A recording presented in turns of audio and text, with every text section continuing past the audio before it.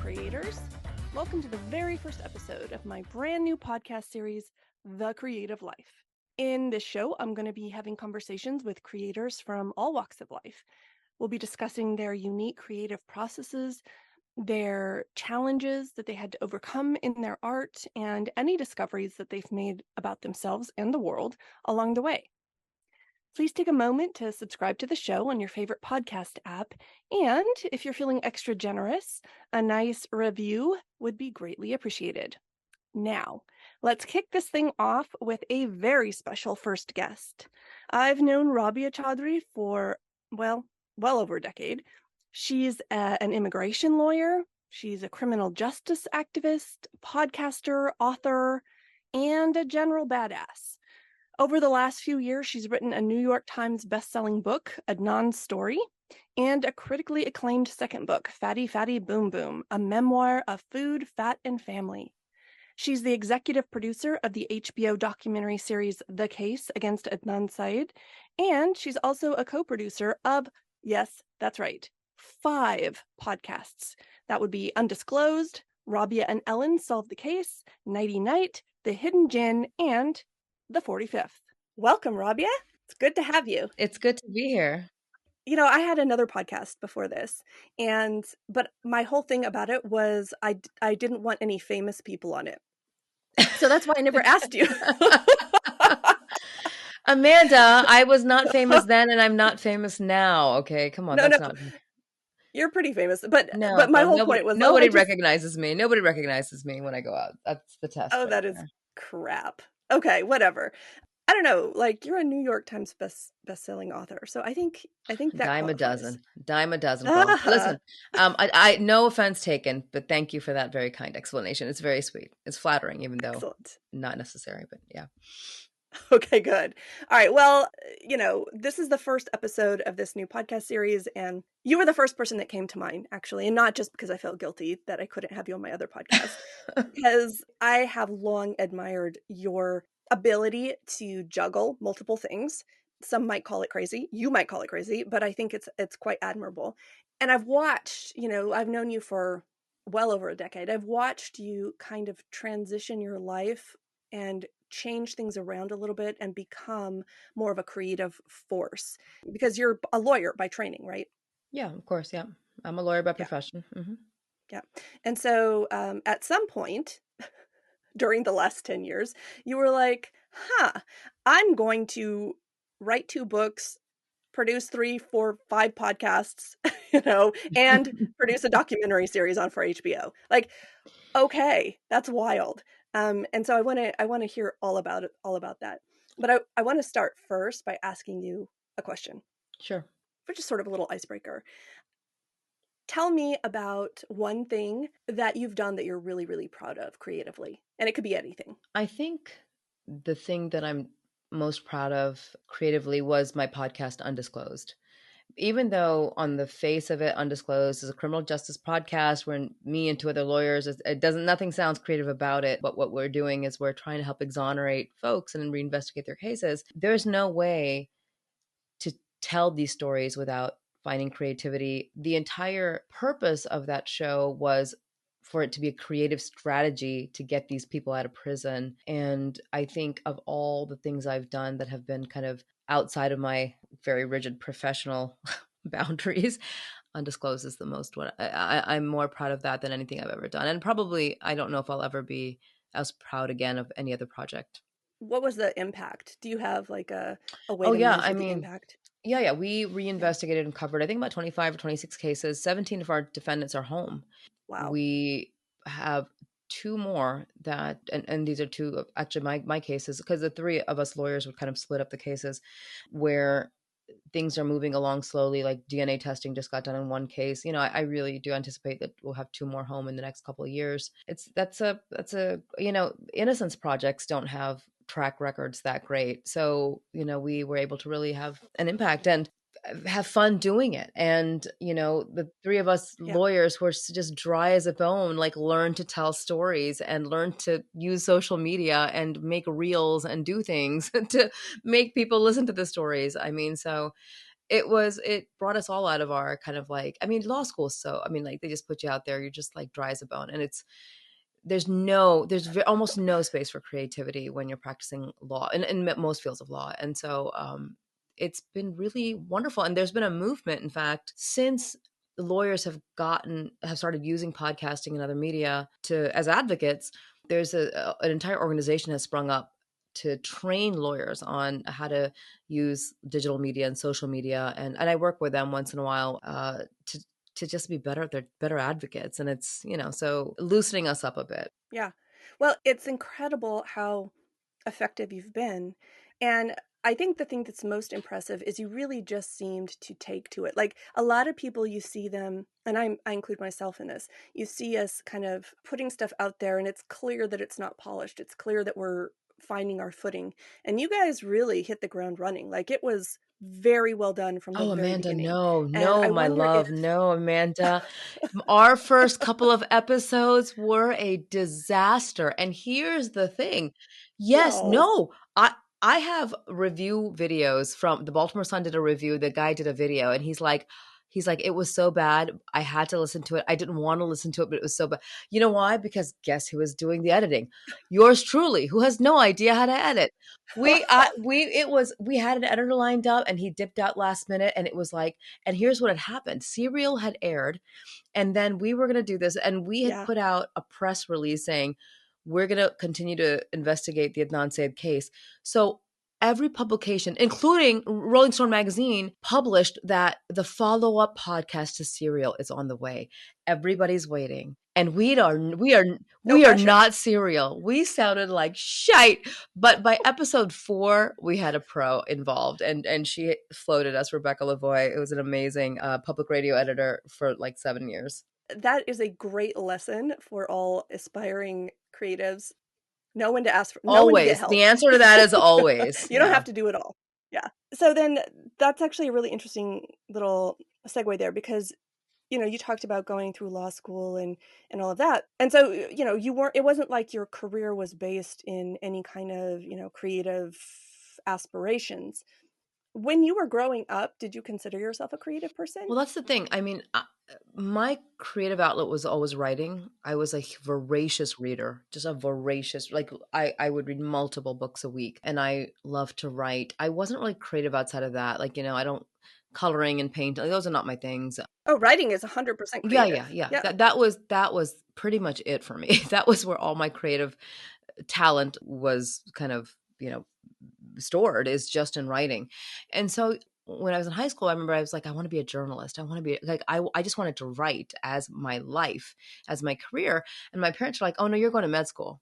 The art of the pivot, I learned early on. And so after 4 years of pre-med, I was like, I'm going to try law school. And it worked out. But yeah, so writing was always there. I have old essays and stories that I wrote in middle school and high school to this day that my mom held on to. And I read them and I'm like, I was really good, man. That's great, actually, because a lot of people read their old stuff and they cringe at it. But it's nice to be able to look back with that sense of, just with kind eyes at a young aspiring writer and say, hey, this, there was a lot of potential there. Maybe it wasn't perfect, but there was a lot of potential there. And I mean, it's amazing. It's not amazing. It's great that you were able to, at some point, circle back around and make that a part of your career, of who you are, Yeah. because you've written 2 books, right? In the Yeah. last Yeah. five or Published 6 2 books. years. Yeah. I mean, How was that? unplanned, right? I mean, literally, the books were unplanned. The podcast, Undisclosed, me becoming a podcaster was unplanned. But like I said, I've learned the art of the pivot. When Serial happened and became like this global phenomenon, this lit agent reached out to me and I was blogging. I was blogging a lot. I wrote a lot. I wrote a lot Mm-hmm. of op-eds. I had a column with Time magazine. I did a lot of writing anyways, like a lot of kind of op-ed writing, political stuff, right? Like stuff about our Muslim community, all kinds of stuff. And anyhow, this lit agent reached out and said, I've been doing a lot of your, like reading a lot of your writing and you're a good writer. Have you thought about writing a book? And I was like, yeah, I'd love to write a book. Not for once thinking she meant about the case. But that's what she meant. She's like, listen, if you don't write the book about this particular case, Adnan Syed case, somebody else is going to do it. And if you're comfortable with that, just think of it, just let that marinate. And I did. And I talked to Adnan, who was still in prison at the point. And I was like, I had felt very out of control with Serial because I had no control over that podcast. I didn't know what they were going to Yeah. report. And the idea of somebody writing a book and then I have no control.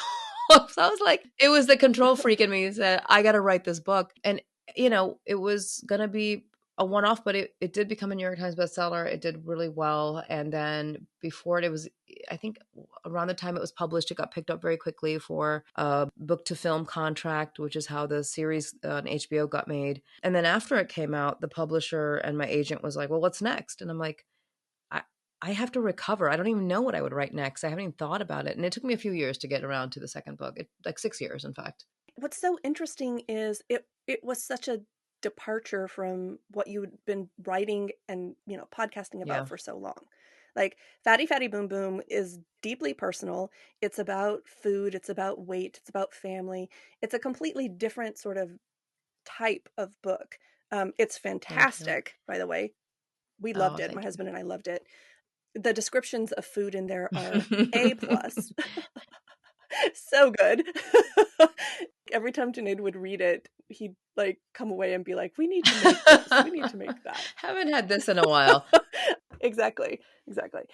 Yeah, so what sparked that? What was the process So, internally when you were just like going along and suddenly you're like, "I want to write this book." yeah, I'll be honest. Again, like it wasn't planned. I wanted my next book to be a novel. And I actually began writing and I wrote like 4 or 5 chapters of it. And I was said to my agent, I said, all right, let's like shop it around. She's like, no, you have to finish the whole thing. Like with nonfiction, you can sell a proposal. With fiction, you got to write the book and then sell it.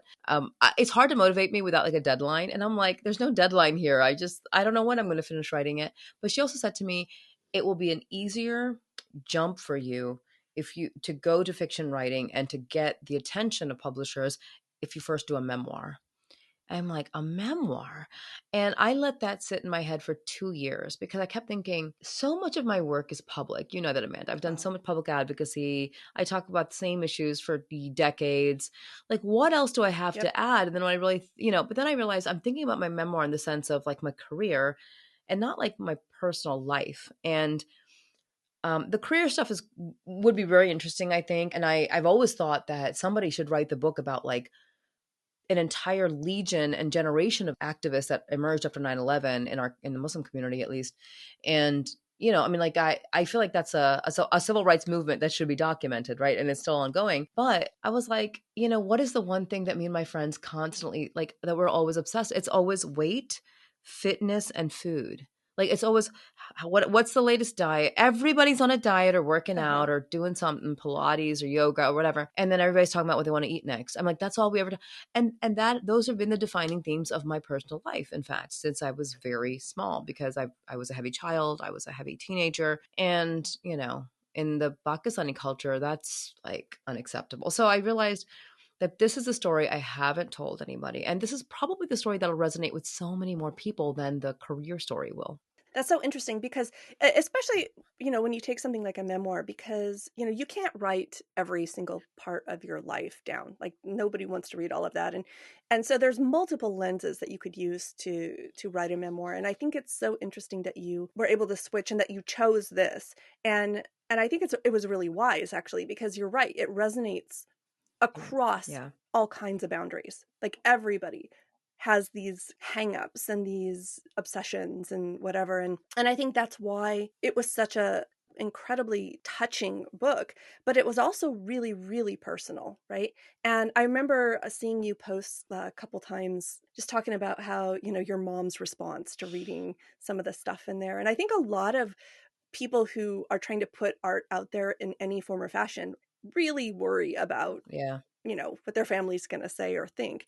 How was that? How was it to navigate that? It's so funny because when I did the book tour last year, this is the one question that came up at every single one of the 17 cities I went to, which was, how did your family react to this? Every single place I went, somebody had asked that question. And this is the absolute honest truth. My family doesn't read, Amanda.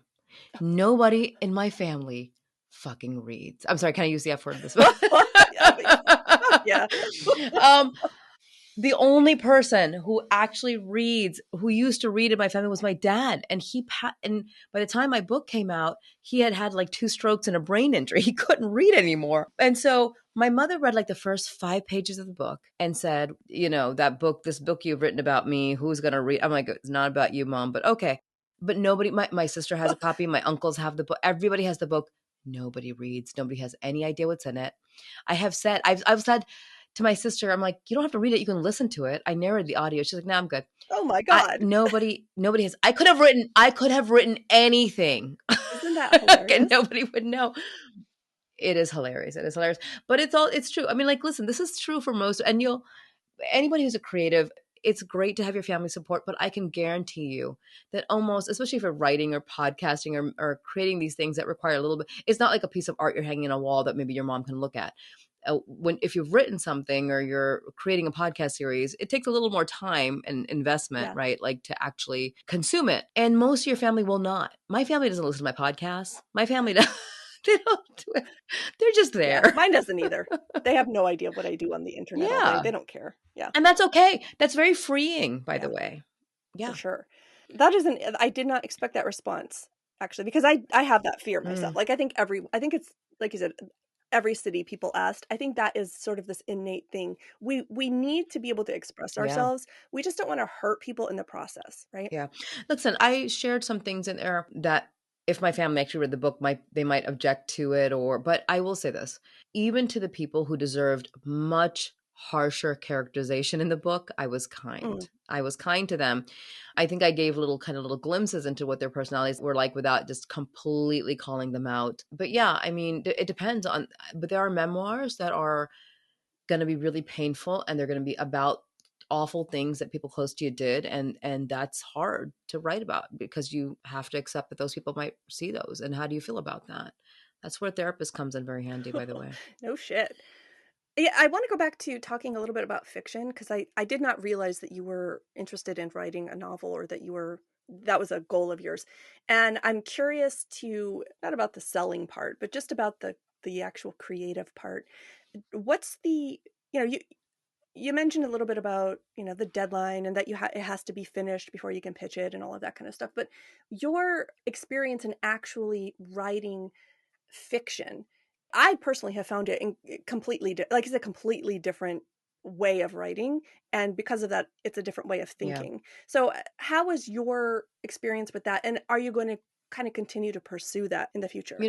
Fiction writing is, I think, so much harder than nonfiction writing. So much harder. Yeah. Although I will say the fiction that I have written really kind of has always had some kind of basis in reality, because I don't even know if I have enough of an imagination to spin things that, like, I am just in awe of, like, fantasy writers and people who just create entire worlds out of nothing.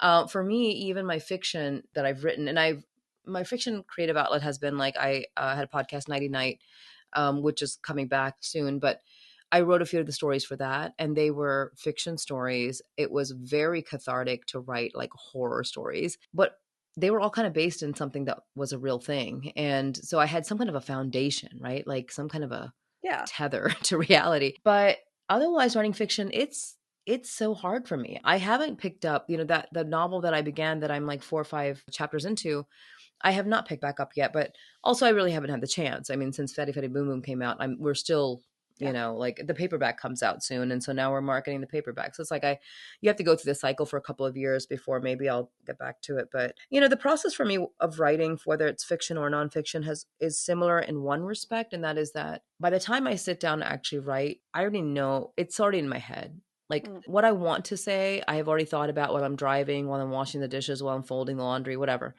And then when I sit down to write, I'm not just sitting there stuck. I just had to get it onto the page, but I already know what I want to say. Yeah. I think that's actually the best way to do it. Yeah. Because there's nothing more demoralizing than just sitting there staring at a blank page. Yeah. I don't even know how. I mean, I'm sure there are people whose creative process is that. And I'll say with the books I've written, I did incorporate, because there were deadlines, a schedule. I wrote for 3 hours a day, every single day, and some days you don't have enough. Wow. Yeah. And some days you don't, because I still had a job. I had to write my 3 hours in the morning, and then I had to actually work my jobs. So I had to do it like that. And there are days when I didn't have enough in my head for 3 hours worth, but you just write anyway. You just do the best you can, but you have to build in. There's no waiting for the muse. I mean, you just got to sit down and do it. Yeah, I hear that a lot actually from seasoned writers, that it's just there's no magic. I mean, there is magic, but it's not. It comes only when you do the Yeah, work, and that comes first all the right. time. I think the thing about fiction that's so challenging is that the way that you tell stories is not by conveying facts, Mm, right, or conveying information. It's really about creating a sensory experience for someone in their own right. mind. And so the way you go about, like, just structuring what you're doing is a completely different thing. You have to have a very different way of. It's the same thing with like podcasting and video or any kind of visual storytelling. You have to look at it in a very different way. And if you're not used to that, Yeah, or because I've written for years as well, and then I sit down to write a novel and I'm like, holy shit, I have no idea what I'm yeah. doing. And then you start questioning yourself. Because you're not telling. In fiction writing, you're not telling, you're showing. Yeah. And people have to be convinced of this character and the things that character is doing because of what you're showing them that they're doing, not because, like, with a non-story, it's like, well, the police did this on this date and then they did this on this date. Like, I'm just telling them. It's very, very different. It's very, very different. Yeah. All right, so let's switch real quick because of something that you just said is a perfect segue into the next Mhm. question I wanted to ask you.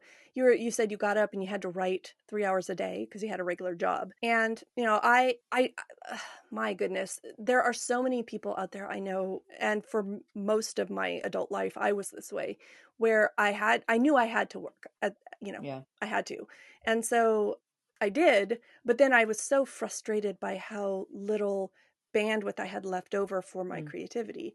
And it was so frustrating. Like, and then at that point, I just stopped even trying because it felt like it was a losing battle. I would do okay for a couple days and then I'd be like, I can't Mhm. keep this up, or stuff would come up and all of that. And it was really frustrating. And so I lived with this sort of sense of creative frustration for a long time. And I really like that you just did it. Like, you made it a priority. You said to yourself, this is a thing I want to do. Like, no one told you Right. you had to do this. You wanted to do it, and so you carved out the time and you made it happen. But talk to me a little bit about that juggling act, or the spinning of the plates that's required for someone who is working. And let's be clear, listening audience, Rabia is the busiest person I know. I Like, you That's do funny. I so know much. there's people. So much. You have, and you also had a baby at some point Right. during Six the and a half last 10 years years ago. too. Yeah. Right. I did. I had Yes. a shock and awe surprise baby in my 40s.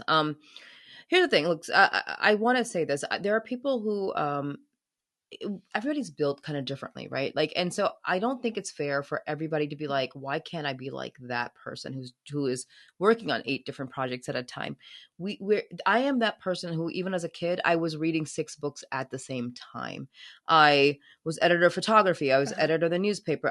I have always needed lots of little things to fill up whatever is the emptiness inside of me. Lots of different things. I have too many interests and not enough time. There's so many times I'm like, man, I've always wanted to be a tree doctor. Why can't I be? When can I squeeze that into my schedule? I when I in my 20s, while I was in law school, I always wanted to learn Kathak and Bharatanatyam, these in classical Indian dances. I did for 4 years while I was in law school. This year, I picked up Kathak again. Every Sunday, I go and I learn Kathak again. And so, I just have too many things I want to do. And I thrive when I'm doing different things versus one thing over and over. That's where I do. Not everybody does, though. And so you have to first recognize whether or not, if that you function best when you have lots of different things going on. But the other thing is, and you kind of said this right here, is that you would want to have time for your creative stuff, but like you wouldn't have the bandwidth by the end of it. That's because it's at the end of it. If you put what's important to you at the Oh, top of your day, the rest of the day you can just skate. So if you're like, I just want to do pottery, like, every so often I need this create, then do it like in the morning before everybody's awake. I know it sounds like a nightmare for some people, but I promise you, and I am a night person. I'm not a morning person, but there is nothing like time in the morning doing that, whatever that creative thing is, giving yourself an hour. It doesn't have to be 3 hours. I did. the way I worked for those 3 hours, Amanda, the reason I did 3 hours was because I calculated how many pages I needed, how many words I had to write, like to hit my deadline. Like that's how I was like a robot. But I also wrote like Uh-huh. each book was 800 pages at the end of the day, and they had to be cut down in Oh my half. God. Yeah, I wrote a lot. And but I do write a lot. So I write very quickly and I write a lot. Uh-huh. But I will say, whatever your day looks like, don't get to the end of the day, your work day, and be like, do I have reserves left for the thing that I love? Put the thing that you love at the top of your day, and everything else will be fine. You know, you'll still get through your workday. And I just really, for me, scheduling really works. For some people, it doesn't. If I have a set, you know, if I put on my calendar, like every Sunday, I put my gym classes, like my strength training classes on my calendar. So there, it's too late now. It's on my calendar. I'm gonna have to do it. And once it's on my calendar, I just do it. I don't think about it. Yeah. I just do Yeah. it. I actually really like that. And it reminds me that a lot of women especially have the Cinderella complex, which is, you do all the chores and then you can go to the ball type thing. Yeah. Yeah. And we labor under this, thing that we have to take care of all these obligations and then we get to do what we want to do. Well, that's bullshit. I like that your advice is to take the best of the day for yourself Yeah. first thing in the morning, Because get done what is good. And the yeah, chores go will ahead. never end. The chores don't end. Right. And when I like 7 years ago decided I deserve an hour and a half at the gym and then going to the sauna, which is in the gym every single day, or however many days a week I want. I never did that because I was like, oh, like at the end of the school, the kids are home from school, it's dinner time, it's homework time, it's bad time. And like for an hour and a half, they'll be fine. And you know what? They've been fine. Everybody's fine. Dinner can wait. They don't have to eat at 6. They can eat at 7, or they can eat by themselves. I mean, like everybody's fine. Just prioritize yourself. It's so, for women, it's so important. Give yourself the time. Just do it. Nobody else will do it. Amanda and I we were talking about this before we got on the call. Nobody else will take care of you. Nobody else will make time for you. If it's just you, it's all you. It's true. It's true. It's true. And there's no reason at all to feel guilty about it. No. And you because I had to come to Jesus with this too at Mm. some point. And I remember my family being like, I was so worried that I was gonna let the balls drop or that they were gonna be disappointed or that whatever. Come to find out, when I'm happy, they're happy. Yeah. Right? Yeah. So like if I'm taking care of myself, I'm in a better mood. I have more to give. I have more emotional bandwidth. I feel like there's an emotional toll to putting off the things that you're called to do that are really important to you. And creativity is one of those things. And if you continue to put it off, it starts to weigh on you and you start to have this constant sense of just like resentment and Yes, frustration. the resentment is real. And when you're doing this stuff, when you're telling your kids, yeah, I was up this morning before you got up and I wrote for an hour, I did whatever for our job, whatever it is that was just for you, you're modeling really healthy behavior for them. And I remember having these conversations with all my female friends. Probably this is kind of stuff started happening like in everybody's late 30s. Suddenly, everybody's husbands in their late 30s and early 40s were like, I mean, they see middle age coming around the corner. All of them suddenly started joining like bike clubs and going on morning jogs and like suddenly prioritizing themselves. And my friends would tell me, yeah, my husband's up, he has all these activities planned that are just about him, for him, and he never has to think, well, what about the kids? Well, who's going to pick up that, and who's going to get the groceries, and who's going to, because they can just do it. And I was like, Yeah. the truth is we can just do it too. We just block ourselves from believing it. We can also just do it. Yeah. I that's actually something I've learned from you because you really aren't, well, maybe you are, but you don't allow yourself to be bound by the guilt or the feelings of, just the pressure of having to take care of everyone all the time. Yeah. I mean, you do take care of everyone all the time, but you do what you said in the beginning with the podcast. You're really good at delegating. You know when to let somebody else do certain things, and Yeah, it doesn't have to be, I love oh my delegating. I God. love delegating. Oh my God.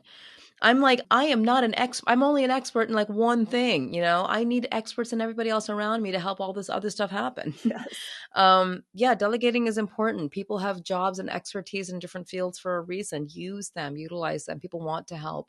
Hire help. I have over the years gotten better at just hiring people to help me around the house, a laundry service. I finally started, like when my dad was sick and living with me last year, I started a laundry service. I'm like, why did I never do this before? Get the help. Get the help if you can. Yeah. Yeah. It's However you important. can. I want to talk real briefly, because I would be a fool not to, about your cooking as a creative outlet. Because in case anybody didn't know, Mm. you're an amazing cook. And anyone who should, you should all follow her on Instagram, because, you know, you post all these delicious looking things. Have you always been that person that cooks? I have always been the person that cooks, not by choice, but because I was obligated to. I got married very young and I got married into this traditional South Asian family Mhm. that expected the daughter-in-law to cook for everybody every single day. And I wasn't great at it and it was grudging, you know, but I did and I learned and nobody taught me. I just had to screw it up and make it better next time. You know what I mean? Figure out what I messed Yeah. up. But, you know, once I got my legs and I've been cooking for what, 26, 27 years, like, you know, my entire adult life. And I've cooked for just like I don't even know how many. I've lost track of how many dinner parties I've thrown, but hundreds of people at one time. And now I cook for people when I want to really show love. Like it's not a grudging thing anymore. It's not like I have to. I don't have to cook anymore because first of all, there's a million restaurants everywhere now. Growing up, it wasn't like that, but you Uh-huh. can get anything at this point. And also, that's another choice I made about 7, 8 years ago where I said I actually don't have to cook every single day. My family's gonna be fine. Yeah. You know what I mean? We'll figure it out. Like we'll pick up something, we'll have a sandwich or whatever. And so now when I cook, I really, you know, I mean it. Yeah. Yeah. I love it. Yeah, Yeah. but Yeah. it's done in such a way, like the way that you do it is so beautiful. And obviously you do a lot of Pakistani dishes, but then you entertain, you know, it's not just like throwing the pots on the table. You have you know, it's all laid out beautifully. So there's a lot, from my perspective, there's a I lot of, love yeah, entertaining. it's a very creative endeavor actually to host and have a dinner party like that. Yeah, no. I listen, if I could make a living just having dinner parties, I probably would. I love having dinner parties. They are exhausting. I need to rest for 2 days after them, but I have so much fun. And when you do the little things like just get out, like I've had parties where I've served everything in like those Pakistani clay pots, right? Like, Uh-huh. so it's like a village, a very rustic village feel. People are just tickled to death. They're like, "Oh my God, look at these dishes." Uh-huh. And it's such a simple thing. And yeah, I know I love it. I love having themes and I don't know. It is, I've never really thought about that as being kind of like a creative outlet for me, but you're absolutely right. It totally is. Oh, it totally is, because I do the foil. I used to. I used to.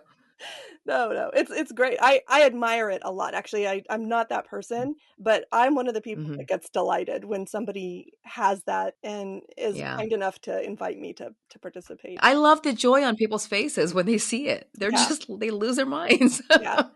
It's true. And honestly, is there anything more like like to do something like that for people, to cook for people is Mhm. one thing, and it's a great thing, right? But then to go that extra mile, and like you go to somebody's house like that and you can tell that they've put so much thought and attention into it because they want you to have this great experience. To me, that is Yeah. marvelous. I mean, it's just wonderful.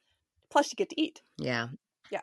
Yes, yes. I mean, look, Instagram has forced us all to up our games anyways. I mean, there are certain levels of hosting I will never reach, and I'm okay with that. Like my food will never have little signs with little chalkboard signs in front of it, you know. People do. But yeah, it's fun. It's fun doing it. Now I feel like almost compelled to order some and send them to you. Some little No. I will promptly lose them, but Okay, they're so cute. When other people have them, I'm like, that's adorable, but I'll never make that effort. I'll just won't do it. I don't know understood. why. Yeah, no, it's cool. Mhm. All right, well, you have been very generous with your time, but before we go, I just want to find out if there's anything new that you're working on. So I'm going to link to all the stuff that we've talked about and all your nifty shit on my show notes. Yeah. But should we be looking for anything new, or do you have, you said Fatty Fatty Boom Boom is coming out in paperback when? Yeah, the paperback's coming out October 24th. So this will have aired. It will have come out by the time this airs. Okay. Nighty Night, which was the storytelling podcast that I did I started 2 years ago. It will be back this Halloween. Again, will have begun by the time the show airs. And then I have an ongoing show called Rabia and Ellyn Solve the Case, which is, I think, one of the funnest things I've done, but also, has some real serious moments. I mean, we have guests on and we talk about cases they're obsessed with, and we really actually try to solve these cases from what we know, but it's like in a 90-minute period. So you don't have to listen to like a 20-part series for it. And I am working on a couple other projects that I'm just not at liberty to talk about, unfortunately. But I've always Not got even a like teaser? 8 things in Nothing? the fire. Come on. Well, okay. I'll Just a give you a hint. teaser with one. One of them is a case that if there is to be a case bigger than the Adnan Syed case globally, it will be this one. If I am able to succeed in this case, it will be kind of the biggest thing I've done in my life. Holy I know cow. getting Adnan out of prison. Yeah, it's a huge case, and it's an international case, and it just that's all I can say about it. And I, it will, the way I have always worked is that like the cases I do I spent 2-3 years investigating, and then we make a podcast. And I already have interest from documentary producers to make it, but I don't think I don't think a documentary works for this because it's such a flippant sensitive case. Mm-hmm. So that's one thing. So that's, it's serious, but it's incredibly gratifying work. And it will, like I said, I feel like if I succeed here, I deserve to retire after that. Absolutely. But then we would miss you. And actually, Rabia, I don't know that you're the type that can retire. I see you doing stuff forever and ever because you're so self-motivated. I've got so many ideas in my head, Amanda. You're like that too. I am. I've got so many ideas. I'm like, I want to do this and I want to do this. And Yeah. but I'm getting old and I'm getting tired. I'm turning 50 soon, and I don't have the energy I used to, frankly. I just don't. That's right. Is it next year? I'm 50 in March. Yeah, I'm in June. Yeah. Around the corner. We're old. Nah, we're okay. It's a new 40, right? Yeah, that's right. That's right. And plus, I just want to say, you look fucking phenomenal. Like, you have done I know that you like hype up the strength training and all of that, but you've really like, I don't know what. It's like you've aged backwards. You look fantastic these days. I mean, I am, look, I lost like 25 pounds just after my dad died. It was literally trauma weight loss, like within 5 weeks. That's not normal. That's actually not normal. Then I lost a bunch of hair because it wasn't normal. But before that, I had lost 70 pounds. And so over the course of the last 7-8 years, I've lost almost 100 pounds. Wow. That will reverse age you. Okay. And then when you're strength training and doing weights 6 days a week, that's going to change your body. But also, girl, I have discovered peels. I get like medical grade skin peels 3 times a year. It is transformative. I love them. I swear to God. Okay. Yeah. My skin is glowing, man. I'm like, what the heck? It is. They're I've been amazing. like studying your Instagram, being like, what is she doing? What is her secret? I swear on everything. It is the peels, and it is actually finally having a skincare routine. Most of my adult life, like most of us, I just washed my face and threw on some oil of Olay and I just went out the door. I finally started using sunscreen and serums and all that good stuff, that you're forced to buy on Instagram. Yes, indeed. Well, it's working for you. And I'm so proud of you, and I'm proud to know you because, you're a force to be, you're a force to be reckoned with. And and also because I have watched you kind of in this trajectory, and I know that you've had a lot of obstacles, and I know that you've had a lot of shit that you've had to overcome in your life. And the fact that you've kept going and that you're just so determined, it really inspires me because I tend to be a big weenie and I want to cop out all the time. And then I think you are absolutely not.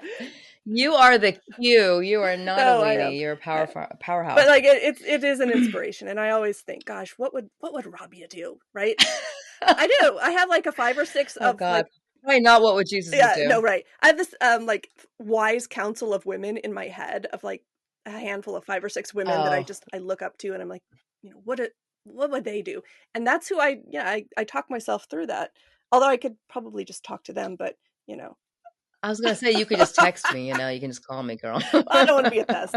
No, not a pest, just a All friend. all that is to say that that I love you and I'm so proud of you, and I know you will continue to do great things. You have not peaked yet, Ms. Chaudry. Oh gosh. Well, menopause begs to differ, but let's see. Well, once you're over that, you're free. You're really free. That I'm free. I'm only 70, but I'm free. Anyway, Amanda, I love you too. Thank you so much. And this has been a lot of fun to talk about. I really enjoyed it. Yeah. I'll look forward to sharing it out with the world when it's time.